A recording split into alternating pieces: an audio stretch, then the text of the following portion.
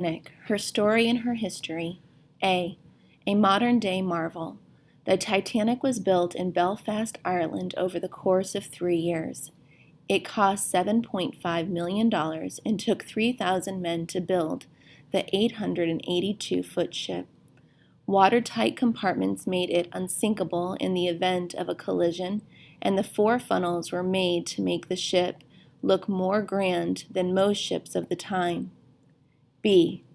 Iceberg right ahead. During the Titanic's maiden voyage, its first across the Atlantic, Captain Smith received warnings about dangerous icebergs. On April 14, 1912, at 9:20 p.m., Captain Smith went to bed.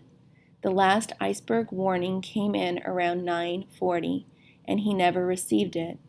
At 11:40, lookouts spotted an iceberg, and 37 seconds later the ship scraped the bottom of the berg.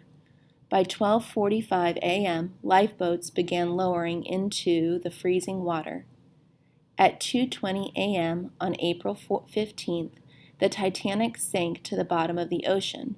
Survivors in lifeboats were not rescued until 4:10 a.m.